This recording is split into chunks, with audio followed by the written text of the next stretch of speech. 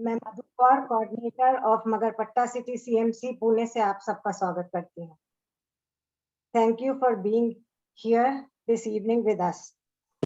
Ganesh Chaturthi, as we know, celebrates the arrival of Lord Ganesha to earth with his mother goddess Parvati. This festival has become a national festival now, and it signifies our national unity, integrity, and equality. As we are going to celebrate the festival, this is the most opportune time for us to know the significance of the offerings that we make to Ganesha, the god of beginnings, new beginnings, wisdom, and obstacle remover. Request all of you to please remain muted through the session. We'll take up your questions. Put your questions in the chat box. We'll take them up at the end of the session. Request Shamla to please welcome our guest speaker. Thank you. Hello, everybody. I welcome all of you. And let me at the outset itself start by wishing our guest of today, Vijaya Chakravarti, a very, very happy birthday because it happens to be her birthday also. Our speaker is an enthusiastic horticultural therapist. She has run a very successful business, executed landscape gardens like at NGOs like Taj Blue Diamond, Taj Mumbai, Taj Goa. She has worked with several NGOs, educational institutions, industrial houses. She is especially skilled in developing biodiversity gardens.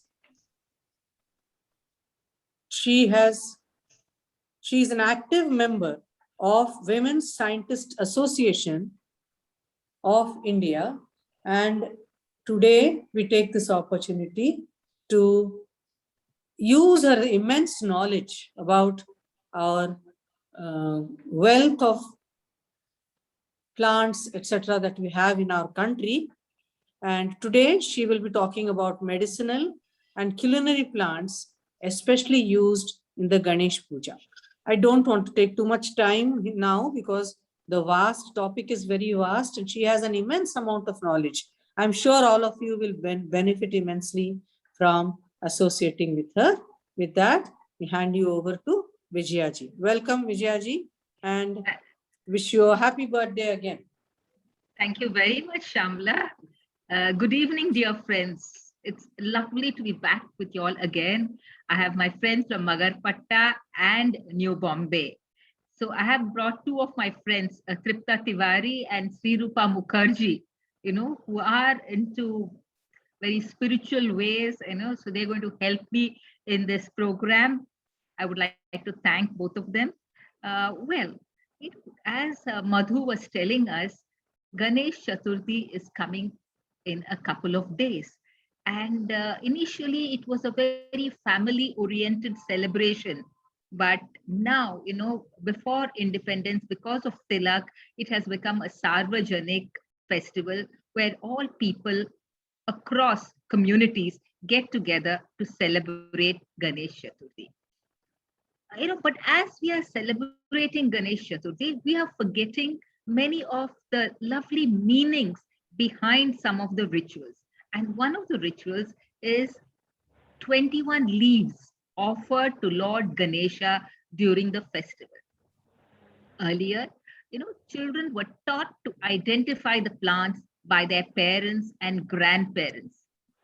Today, most of us are grandparents, but it is very unfortunate that we have lost this capability of identifying the different plants.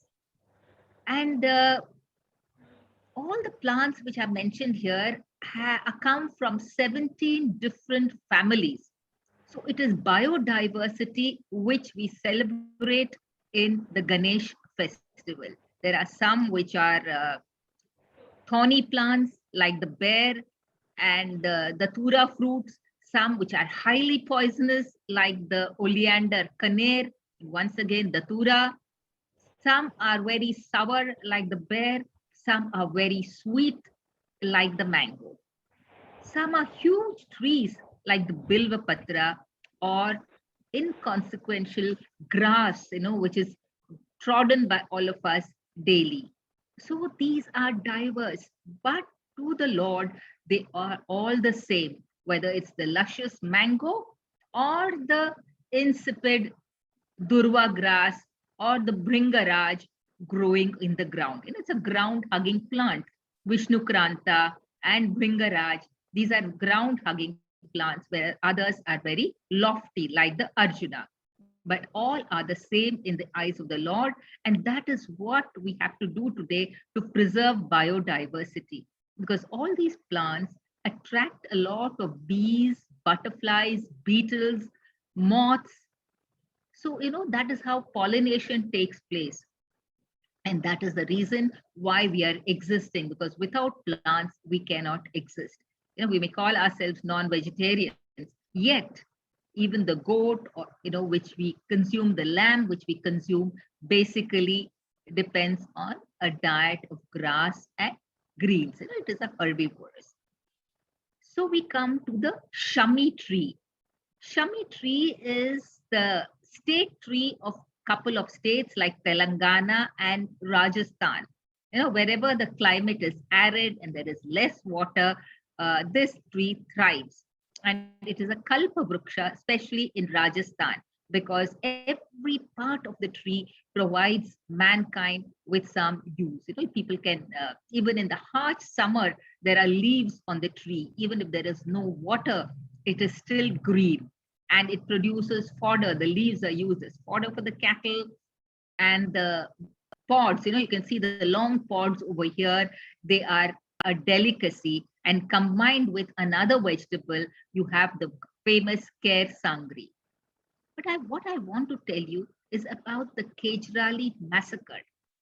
This was perhaps the first environmental feminist movement in India. In 1730, the Maharaja of Jodhpur, he wanted to build a palace. So he wanted trees from the Kejrali village to be cut. But you have Amrita Devi Bishnoi. She belonged to the sect of Bishnois, and she, along with her daughters, hugged the trees to prevent the soldiers from cutting. Yet the soldiers were very cruel, and they chopped off their heads. And many other women joined in. And what she said resounds in my ears. A chopped head is cheaper than a chopped tree. I mean, this is amazing. So every time one of the leaves is offered and you take the name of the Lord, either you say Gajakarnaya Namaha, that is a god with big ears, or Ekadantaya Namaha, one who has only one tusk. Because we know the story of Veda Vyasa, who makes Ganesha his scribe. And when he makes Ganesha his scribe to write, he breaks off one of his tusks and writes with it. So that is how you address the Lord with a different names, and you offer the leaves. Now, this is known as Davanam or Artemisia vulgaris. This plant is found all over the world. It is ubiquitous. They say when the human population moved from Africa, the women carried the seeds of this plant because this was very useful to the women. So from menarche, that is puberty, to menopause, this plant is very useful. It helps in relieving you of the cramps which young girls face during their periods, or when women face menopausal problems, the difficulties are smoothened by this plant. It is also a parasite killing and cancer fighting super herb. It is cooked, you can cook and eat this herb. You can garnish it on your salads, or you can mix it with pancakes, or you can make soup, or even a tonic. And in India, we also make an attar. India is very famous for fragrance, because right from the time of the Vedic days and the Indus Valley civilization, extraction of essences was an integral part of our culture. Then we come to the Solanum indicum. It is also called the Kantakari because it is very good for the throat. In fact, today I have a very bad throat. So it is extremely good, and it is a prickly shrub, and it is cooked in Siddha medicine, one of the most ancient medical systems of India. It is cooked as a vegetable. In fact, there are many shlokas in Tamil which tell you how to use this vegetable, the different vegetables here. And it looks like a brinjal. That is why it is called from the Solanum family. The flowers, the leaves, they look very similar to the brinjal, and it is excellent for cough and asthma. Then we come to the Bilva Patra. Bilva Patra has got 3 leaflets which symbolize the trident of Lord Shiva, which he holds in his right hand. So that is why you find the Bilva Patra tree or the Bale tree in most Shiva temples. Now, there is a very ancient story of Ravana and his brothers Vibhushana and their mother. They were great devotees of Mahabaleshwar, the Lord Shiva, and they would come from Sri Lanka to Maharashtra, Karnataka border to pay their tribute to Lord Mahabaleshwar. And when they came once, Vibhishana, the gentle giant, he came with his. There's a lot of disturbance. If you can mute everybody, that'll be nice. Thank you. Yeah. So when he comes to pray to the god, there is a poor Brahmin, and looking at this giant, he gets frightened and he hides in a basket of nirmalya. What is nirmalya? Nirmalya is nothing but the flowers and leaves offered to the Lord. And as was the practice in those days, Vibhishana takes a pinch of nirmalya, bilva patra, and puts it in his turban. And along with his pinch, remember he's a giant, so along with his pinch goes the Brahmin in his turban. And the Brahmin goes to Sri Lanka, and there they had a different system of writing. So he picks up this, and the next year pilgrimage, he comes back to Maharashtra, Karnataka, and he introduces this new script which was used till recently, till independence. It's only after independence that Maharashtra adopted the Devanagari script. And this is very strange, it is very paradoxical, because the fruit is good both for constipation as well as diarrhea. They say if it is a raw fruit, it is excellent for constipation. And if it is a ripe fruit, it is good for loose motions and diarrhea. So you find a lot of drinks. It's very good for the blood pressure, for joint pain, and for healing of wounds and anemia. So you can get the sharbat made, or you can make it very easily yourself. When you get the fruit, you take out the pith, you first soak it in water, and then afterwards you crush it, make it pulp, remove the seeds, strain it, boil it, add sugar and drink. It is excellent, tastes very nice, and it is quite aromatic. The next is Durva grass. How did Durva grass come to be Priya, Preeti for Lord Ganesha? They said there was this Asura, a Rakshasa called Analasura. And he was a fire-breathing Rakshasa, and he would terrorize people with his fire-breathing tactics. And all the gods, came to Ganesha, and they requested him, please help us, because he is destroying everything. So Ganesha swallows Analasura.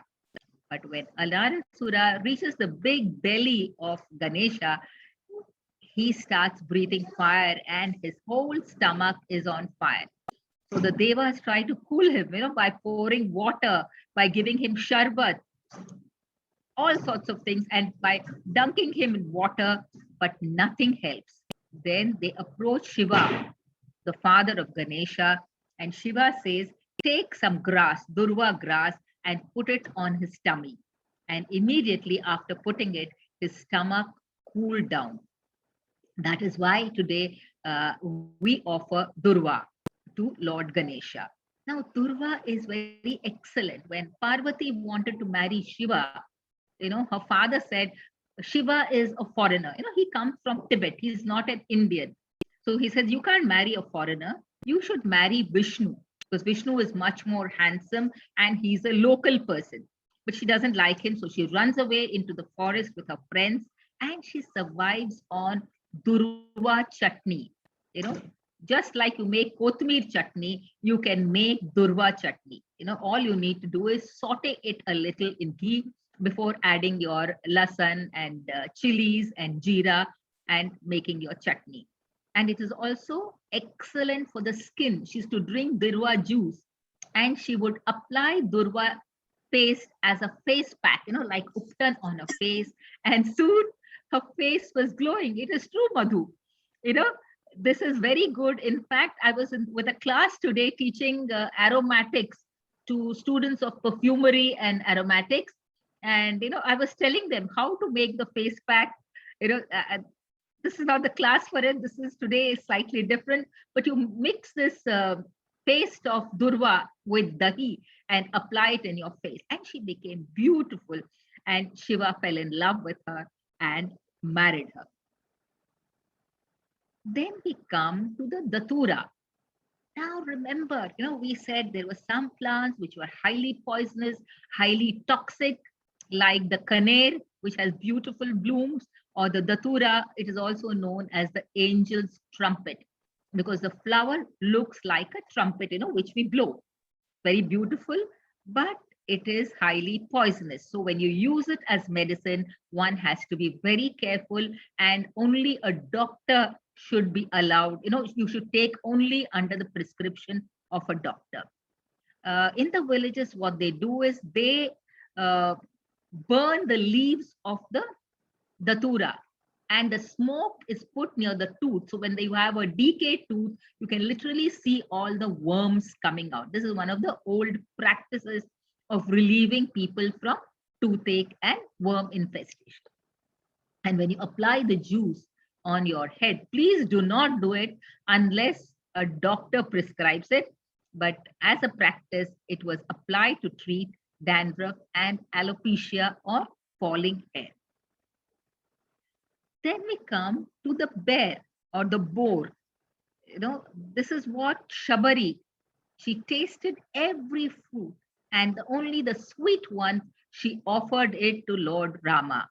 So this is one of the leaves offered to Lord Ganesha. The leaves are small, and they're offered to Lord Ganesha. And this fruit, remember, is sweetish sour. It is very rich in vitamin C. Even the leaves are edible. Leaves are also cooked in some tribal communities and eaten. And when Vishnu was undergoing penance in the Himalayas, the Badri Vruksham, Badri is nothing but the board tree, gave him shelter. So that is how he's also known as Badri Narayan. Now, this is a very cooling thing, and it helps you with digestion. It acts as a mild laxative. And children enjoy, you know, outside schools, they normally sell boar with little salt, you know, to eat. So it's very, very tasty. And another thing, especially for elders, if you have, you know, take this dry powder of boar and mix it with milk and drink, it gives you good sleep. It induces good sleep and helps digestion. And once again, it is excellent for your skin. Acaranthus asper. This is known as aghada. Now, this plant grows mostly in the Deccan Plateau. You find it in Pune, in Hyderabad, in Bangalore. There is some noise. Can you please mute yourself? Please, friends, request you to mute. Otherwise, I'll have to mute everyone. Yeah. Thank you, Madhu. So you have this aghada plant, which is used in the havan. You know, when you make your havan, you offer mango twigs and also aghada sticks. They're used in the havan. Now, this is again a very rich in medicine and nutrition.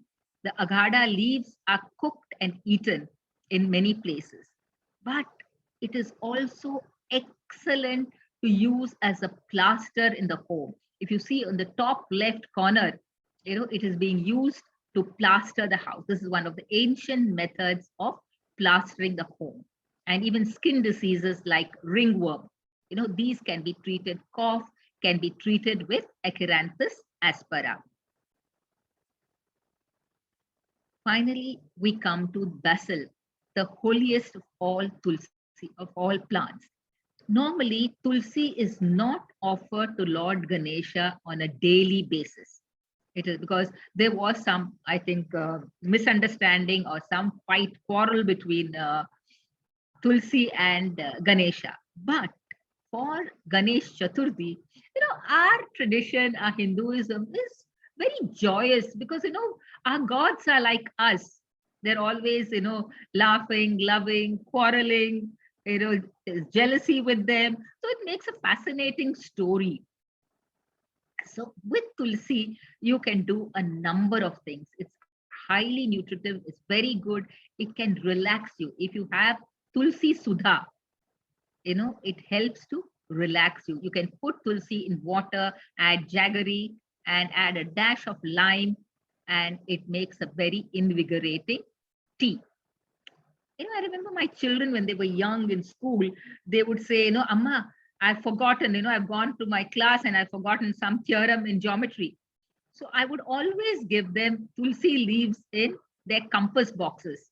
And I told them, whenever you have any block in memory, just pop some Tulsi into your mouth. And I don't know, psychologically or what, it helped them. So Tulsi is a memory booster. It's especially good for us. We can even use it as a water infusion.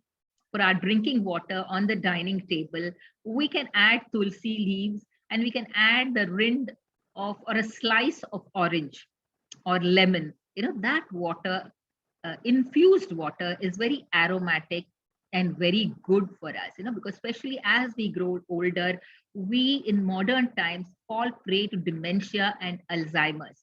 So these are very important tips from ancient culture, which we need to imbibe. It's very simple. All you do is put Tulsi leaves in water and maybe add a slice of orange or a couple of slices of lemon, and you drink the water.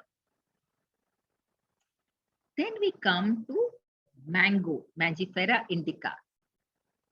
In India, we have this tradition of putting a toran of mango leaves. And when we are performing any puja, we have a kalash. And in the kalash, we have mango leaves all around and a coconut in the middle. But why the mango? What is it in the mango that, protects you? There are many properties in the mango which keep pests and infections at bay. So when you put it as a toran, somebody entering your house who is not well, gets this whiff of marigold. Marigold is once again an insect and a pest repellent. So this helps the person and they absorb all the bad qualities, and the person, entering gets more immunity. So that is why we have mango is very, very, used across India, especially as torans and in pujas, in the kalash. And mango, as you know, is very delicious, and we make pickles out of it. It is very rich in vitamin C, and there are so many. And I know one young lady, this is long ago, she was an engineer working, and then she told me the story that when they were born, there were 3 girls, and their father came from a lower middle class family. He had some land, so every birth of every child, he planted a mango tree. And she said, this mango tree, the produce which came from it, helped in their education and marriage. See, that is how it was planned. We come to the oleander or the kaner plant, which is highly poisonous. I was once working, in the Taj, and the director's wife was having a conversation with me. And she said, as a little 4-year-old, she and her younger sister, they were playing house, all young girls play. And they made a chutney out of the oleander leaves. And both of them became unconscious for half an hour. So it is highly toxic. You should plant away from children. So this is ideal for roadside planting. because you find that none of the cattle will touch them and they will not be eaten away. If you plant, I remember I planted a neem tree in one of my projects, and it would disappear. The next day I would go and see there is no neem tree, because we had a whole lot of UP workers, and they would use it to brush their teeth. So I said, okay, this is very good. I was making Nakshatra 1. Then I said, why plant 1? Let me plant 100 neem trees. So I gave a different site and I planted large ones. I said, now you use these, but do not touch the sole neem tree in the Nakshatra 1. So this, when you plant oleander, it attracts a lot of butterflies. And these butterflies imbibe the toxins in the plant and they become toxic to their predators. So when the birds do not attack them, because they have vibrant colors, and the vibrant color signifies that these are highly poisonous, and even if and its memory, probably one bird has eaten it, and it vomited, it was not well, so genetically, it is passed on in generations. So these butterflies which absorb the toxin are not attacked by predators, and they're very nice dense shrubs with beautiful flowers, white, pink, and the ones with double flowers have a nice fragrance. I remember in my grandmother's house, we had one huge Kanay tree. It was a double variety, and it would give so many flowers that she would use it for puja. This is another ground-hugging plant. You find this in Pune, in Bangalore, in Hyderabad, in areas where there is less rainfall. And it is called Vishnukranta. It is very pretty. You have these tiny blue flowers looking like miniature morning glory. And this, once again, is excellent for memory, for insomnia, and relieves stress and anxiety. You can, make a lovely tea, and this is used in Ayurveda. We come to the pomegranate. The pomegranate was, loved by the Persians. If you see the Zoroastrians who have come from Iran, it is considered a very holy fruit for them. And for every festival, they use this. The Mughals got it from Afghanistan and planted it in India. But of course, our scriptures call for dalimb tree, so it must be there earlier too. Now, every part of the dalimb fruit is edible. There is this community of Saraswats who have traveled from Kashmir to Kerala, and they have stopped in Konkan. So you find a lot of them in Konkan. They use the rind of the pomegranate to make a preparation called tambli. Tambli is nothing but preparation made with diluted curd. It's like almost like thick buttermilk. So they learned how to, because they had an arduous journey, coming from Kashmir all the way to Kerala. So they learned to adapt. The women folk became survivors, and they started using all the parts which are normally not used. We discard turai ka peel, we discard dudhi ka peel, we discard. But all these are packed with minerals and antioxidants, and they're excellent for vitamin C. So these are things which we need to use. And pomegranate is also used as a dye. The rind is, produces a nice dye with which you can dye your clothes. The flower also has got a beautiful dye, rich orange. It's a highly ornamental plant. It's a highly ornamental plant. You can even have it in your balconies. It looks very beautiful. Then we have the Devdar. Now, Devdar doesn't grow in all parts of India because it needs a little bit of cold climate. You only find it growing in the Himalayas and in the Nilgiris in the south. The rest of India, you do not find the Devdar growing. So what happens is in the other parts of India, Devdar is replaced by other plants. You know, you can have Nirgudi, that is Cleopatra's bath salts, which Cleopatra is to use. So they replace Devdar with Nirgudi, which is also known as the Sindura plant. Anyway, Devdar, the leaves have a very aromatic. A lot of attars are made with the leaves of the, they're like needles. The leaves of the Devdar are like needles, and they make attar, they make essence, and it is very good when people have water retention, you know, sometimes during pregnancy, and sometimes, you know, with age, we see that, you know, the legs, the feet swell up.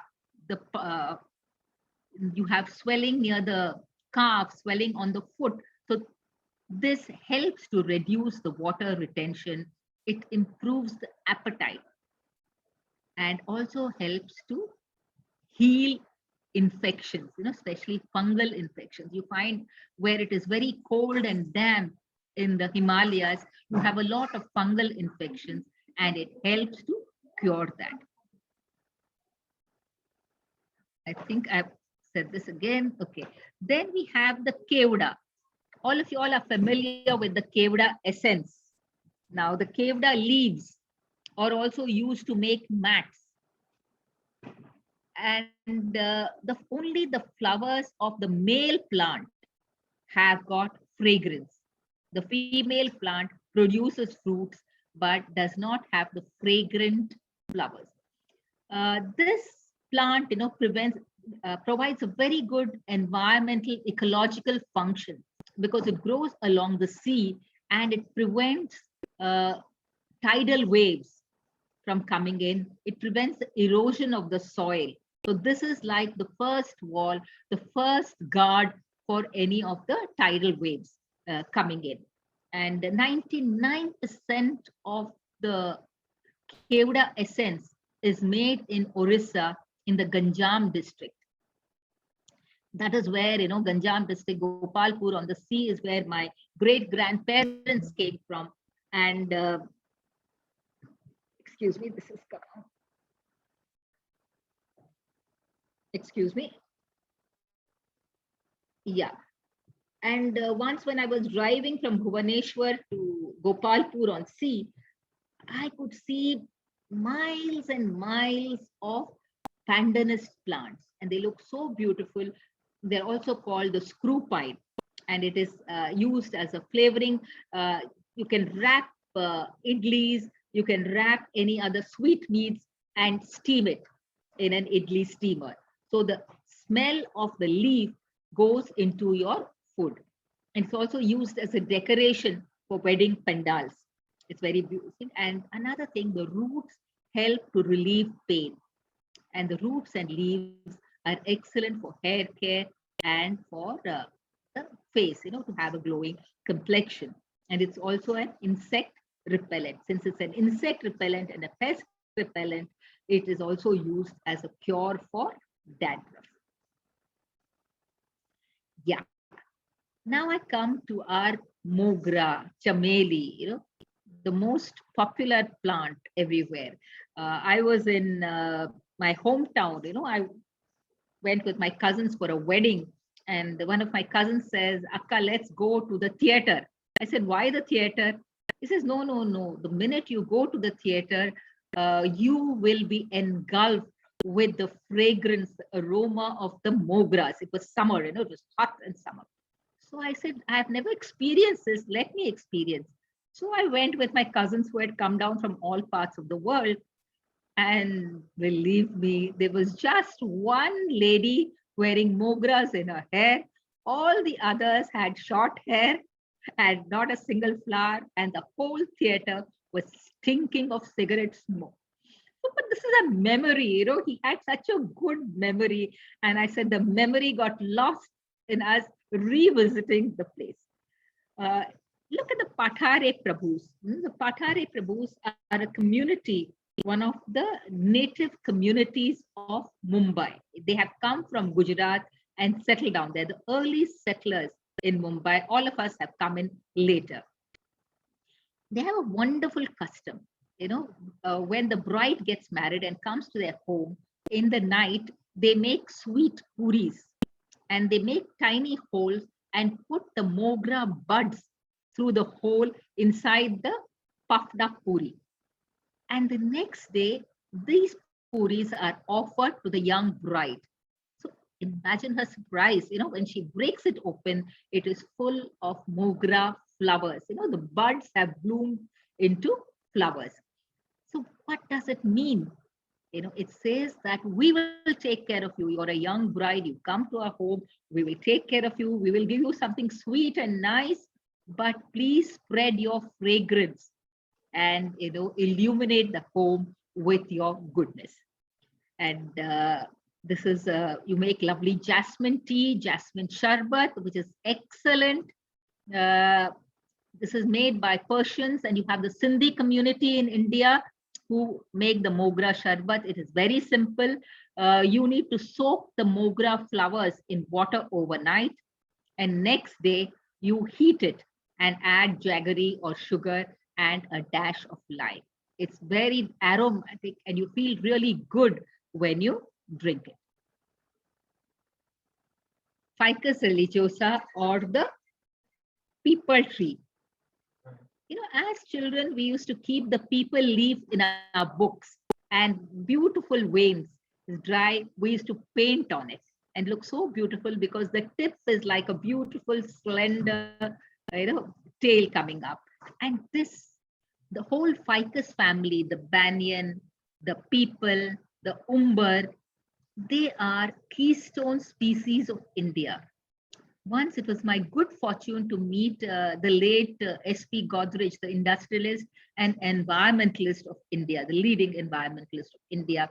And he told me, I was a very young girl in my 20s, and he told me, Vijaya, whenever you make a garden, don't forget to plant a ficus.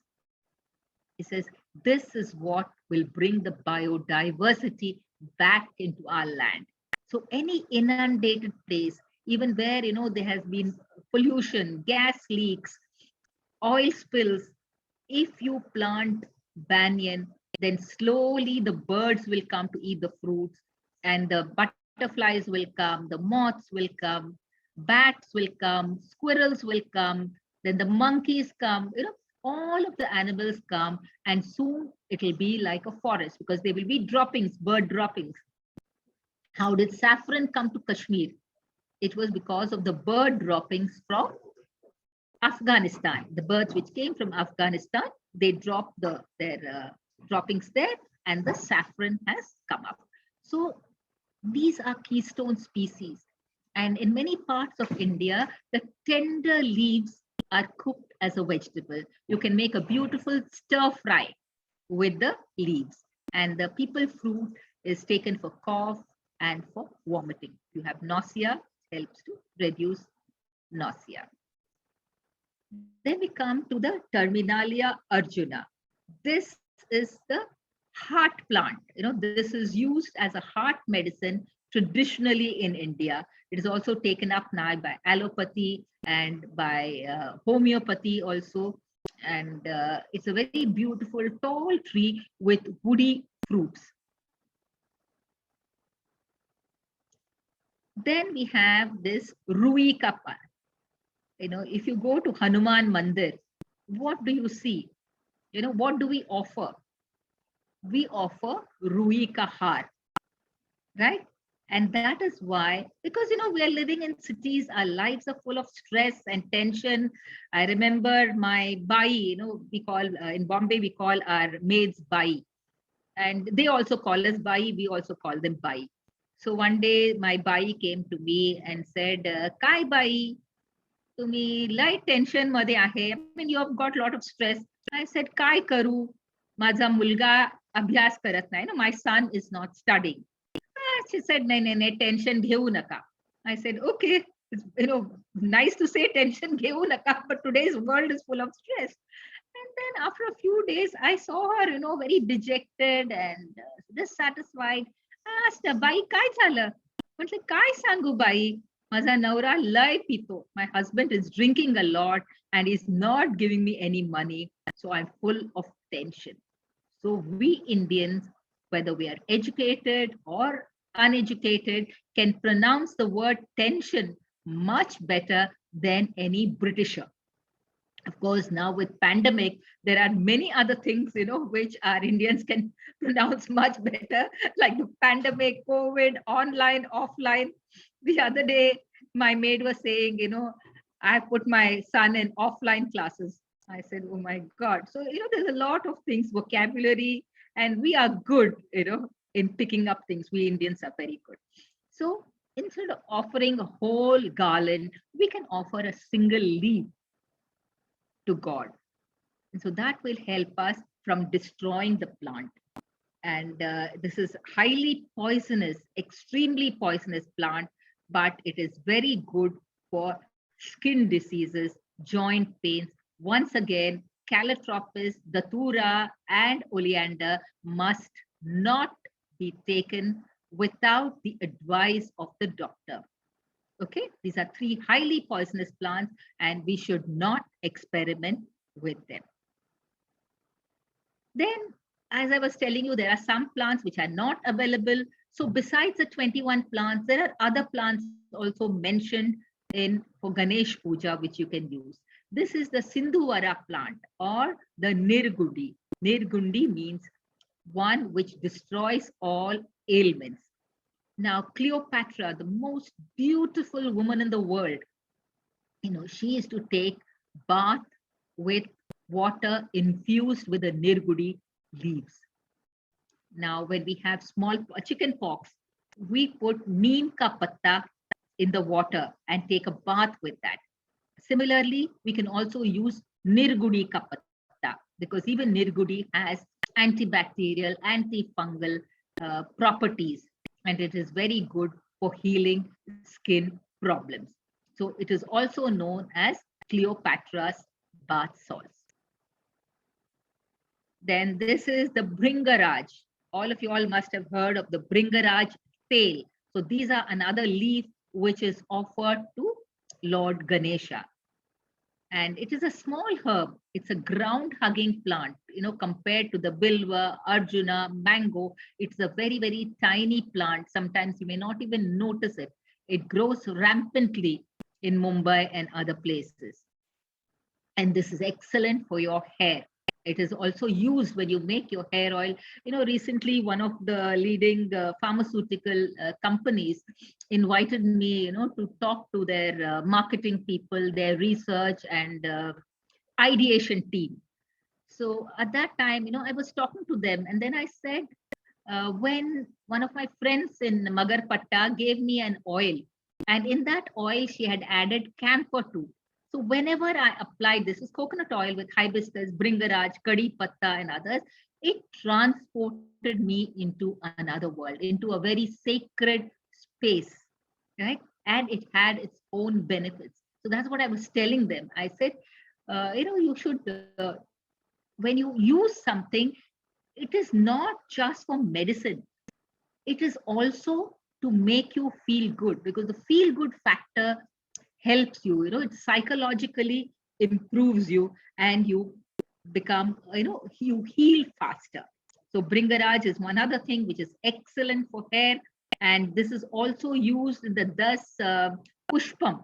In Kerala, they have this Das Pushpam, which is used when they put it in their hair, because when you the practice of putting flowers in the hair was very good because it would give you fragrance and the medicinal properties of these flowers would go into your body. It would stay there, linger for a long time.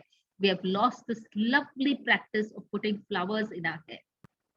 So during festival months in Kerala, the women put these flowers in their hair. Similarly, the Saraswat, they make tiny posies of flowers and they give it to each other as haldi kumkum. When people come to your house, you give them haldi and kumkum. Along with that, during Shravan, they also offer these things. Sesbania grandiflora. This is the Agasya, or in Marathi, it is called Hadga. The flower is very beautiful. It looks like the hummingbird, and the leaves are used. Especially, I remember my mother-in-law, she would cook this leaf with moong dal. I don't know in what Tamil custom for what festival, I can't recollect, but she would give us this, she would cook it and she would give it to us. And they make lovely bhajiyas. You can dip the flowers in batter and fry them. And it's a very fast growing. I was in Kadiyam, the nursery town of India. And there you have acres and acres, hundreds of acres of land where they grow plants. And people from all over India and abroad come to buy these fully grown plants. And there I found the Sesbania grandiflora was used for shade because it grows very fast. To give shade to the plants, they would put this all over their nurseries. The leaves are very rich in calcium, in iron, in vitamins, and the flowers are excellent, and you can cook them and eat them. This I think I've gone through before. Now I come to the final slide. Previously, we would have Ganesha made out of mitti or clay, or even have a tiny Ganesha made out of rice flour or haldi. But slowly, the size of our Ganeshas has increased by leaps and bounds. They become huge, 100 feet, 50 feet, 60 feet, and made of plaster of Paris, which is polluting the waters. But the original Nirmalya, that is when you are putting everything in the water, it was supposed to improve the quality of the water, because Ganesh Chaturthi comes during monsoons when there are a lot of waterborne diseases like cholera, typhoid. So what they do is, when the mango leaves, when the bilvapatra leaves, when the sindhura leaves or tulasi leaves, all these are immersed along with your clay idol, then the medicinal value of these leaves is percolated in the water and the water gets purified. But what do we do now? We pollute it with our plaster of Paris, plastic bags. So it is time now we stop that. We have a clay idol which we can immerse in a bucket of water, or have an idol which you don't, make a little one out of rice flour, a haldi, immerse that in water and use the leaves. Many of the leaves and flowers are now being turned into compost. We should not throw it into the water. We should compost them. There are also those, I just read about one young 20-year-old person in Orissa who dried these, who would collect all the festival flowers and leaves, dry them and have them powdered. And he would take these bamboo sticks. For agarbatti, you have thin strips of bamboo sticks, and he would add glue to this powder and coat these sticks and make agarbattis. And to that, he would add a drop or two of essence. And the fragrance of these flowers would linger on, and you could light them. And you can, when you light them like agarbattis, you're using all the waste. When you're composting, you're using all the waste. We need to go back to our roots. We never had plaster of Paris, which is, harmful for the life in the water. We're killing the life in the water. Many of our rivers are dead. There is no life in the rivers. Even our Mula Mutha River and Miti River in Mumbai, they're almost dead. But there are people, activists who are reviving, and it is necessary that we also help them. We make idols of clay, and we compost our own floral Nirmalya. Thank you very much. It was wonderful talking to you. Thank you very much. Very useful talk. Open now Thanks, for ma'am. questions. Are Thank there any you. questions, Amit ji, in the chat box? Please take them up. Yes, ma'am, there are certain questions. One question was from Mr. Mahesh Mishra, just the plant which was before Bambuda grass, that is the Divya grass, first plant. he has asked how much quantity to be consumed. Which is that plant? No? First plant, madam, which was just before Durva grass. I just missed the name of that plant. You'll have to tell me the name. Okay. In your slide, it was the first plant, which was at that time I was, researching this chat option. So I missed on that, but I noted down all the chats, all the questions. Yeah. So anyhow, how much quantity? And then one question is Quantity for what? how much quantity to Culinary be consumed? use or for medicinal use? Yeah, plant for the medicinal use. For how much quantity to be consumed? No, I do not know which plant you are talking. I think, but if I have said it is for medicinal use, always start with little, because many times medicines react. So we start with a smaller amount, and if it is agreeable to our body, we can increase the quality. But I really don't know which plant you are talking about. But this is the common advice given. Yeah. Right.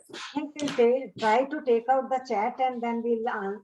Yeah, With Vijaya, and she'll answer. he is talking about Davanam. Davanam. Okay. Davanam Artemisia vulgaris. Sumati ji is, has. Yes. See, it is very overpowering. So this plant, anything which is very strongly aromatic must be used in smaller quantities. You can use it as a garnish. You can add it to your soup. But if you use it in large quantities, it will be very overpowering to eat. So anything which is highly aromatic, like even garlic, you cannot use too much of garlic. You have to use it in moderation. So anything highly aromatic must be used in moderation. Okay. Second question was in Tamil. Luckily, I had Google Translator software right with me. So I translated it. Mr. Kumar K from Chennai, he has asked, is mango so intoxicating? When you were talking about mango, Yeah. he asked that question, is mango so intoxicating? I don't know whether mango is intoxicating, but it is addictive. Sometimes I love to eat mangoes and I can't stop. I love mangoes. I simply cannot stop eating it. I don't think it is intoxicating, but it is such an exciting fruit. It is so delicious. Okay. Then you have a lot of messages conveying happy birthday to Dr. Vijaya. Thank you. And that is Vasanti Londe ji, Deepti ji, Pradnya Balerao ji, and Kumar K from Chennai. He has said that on her birthday she invokes the names of God and provides us healthy solutions. So let us thank her and pray for good health and prosperity to Dr. Vijaya, sister. Thank you. A lot of Jayalakshmi ji has also given you good messages. Happy birthday. Nand Kumar Patil ji and Kashi Vishwanathan ji. They all have conveyed a lot of wishes are still pouring in. Naveen ji. So they all have conveyed you good wishes, ma'am. And secondly, your talk, a lot of praises have come. Like Rashmi Rastogi ji from Mumbai, she said a very informative talk. So many useful plants. Mahesh Mishra ji has conveyed in Hindi that हमारे पास इतने बहुत सारे पेड़ हैं लेकिन हमको उनका उपयोग नहीं मालूम. आपने बहुत उपयोगी जानकारी दी.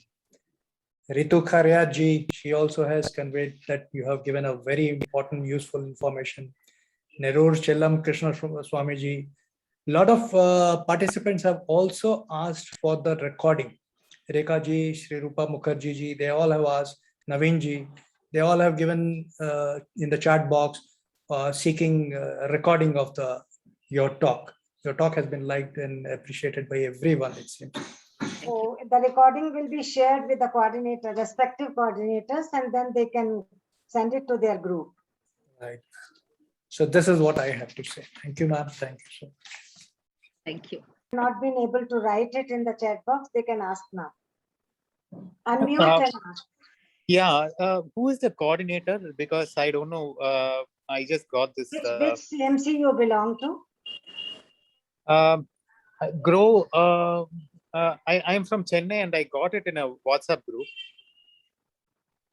So I'm not sure about that. I think whosoever is there in Chennai will be getting the recording, and then I don't know how would you get it. You are not a member of Dignity Foundation, is it? No, I'm not. Okay, so I think it would be difficult to get it. Maybe you can put it in the chat, or I can send an email to you, like here in the chat box. Is it fine? You can send the email to Vijaya and then she can share her talks. Ah, I'm Meena Gupte. Let me talk to her. I'm Meena Gupte. I'm from Pune chapter of Dignity Foundation. And I was really surprised to know all the medicinal values of these plants. Because we have been using it, we have been hearing it, but we didn't know. You parted with a very good information, ma'am. And happy birthday to you. Thank you. But what is happening is many people don't know. So the people who are selling them as patri also mix Congress weed and noxious plants in it. And we cannot identify, they cannot identify. So there is a lag which we need to now, cover and close. One more question. I have 2 canary plants, but shall I keep them or shall I dispose of? No. No, I can keep them. In my You can balcony. keep I have. them. I have Yeah, you 2. can keep them. Okay. can keep Thank them. you, ma'am. Thank you, Dr. Vijaya Chakravarti. This is Kumar from Chennai. And again, happy birthday to you. And we'll be just thankful if the Tamil names for these plants are given. Actually, some of them appear to be common, but many of them are new to us. And if somebody helps us in just getting some, maybe it will be available locally. We do not know. Anyway, actually, our big thanks to you for giving wonderful information about the plants that we are living around. Thank you. So we come to the end of the session. I'll request Mr. Subramanian to please give a formal vote of thanks. Subramanian ji. Yes. Good evening, everyone. Good evening, everyone. First of all, let me also wish Vijaya Chakravarti a very, very happy birthday. Thank you. And we have had the pleasure of having her lectures a few times before, and also have been able to attend some of her lectures which she had given the Common Interest Forum.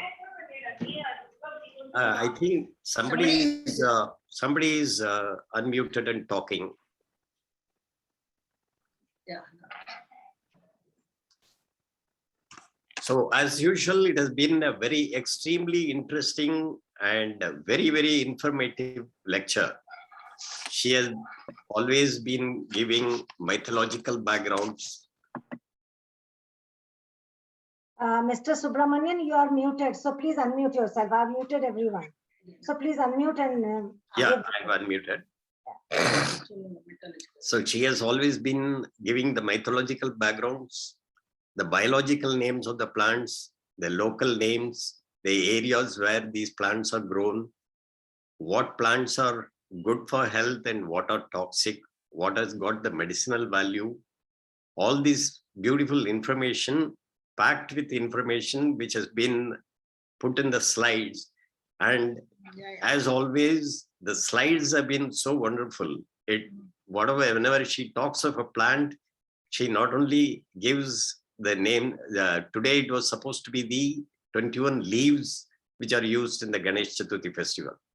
But she has given all the names of the plants. We know only a few of them, whereas all the plants which are there, she has given not only the leaves, but the slides pertaining to the branches, flowers, and all the parts of the plants which are used.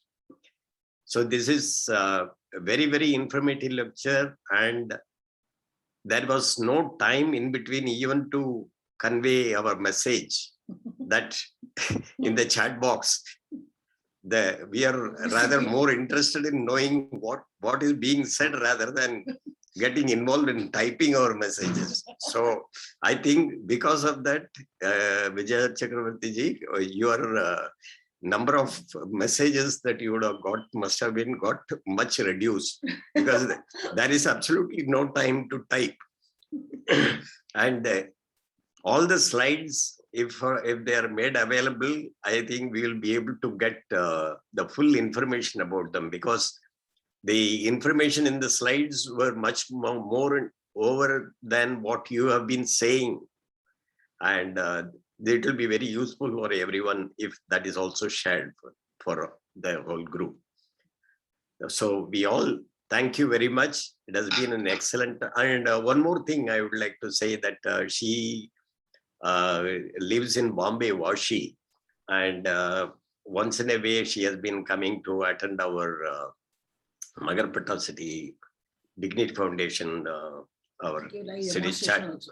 And so one time she had prepared some of the juices and other things which she says in the lectures, and we had the pleasure of tasting them. And it has been a very, very interesting lecture that day, and we all were admiring it so much. And it is always a pleasure to have you, and I think we should have more and more lectures which you are covering the environmental aspects also, and this would be really be an eye-opener for all of us, and also we'll be able to spread these messages to all others around. Thank you very much. It has I would been a like to add, wonderful. Vijaya, I remember you have promised us also to take to the Magarpatta garden to show all the plants and butterflies, and also I'm waiting for you to join that group and for the COVID to go. Yes. Happy birthday, Vijaya Madam. Very happy birthday. So nice. Very nice.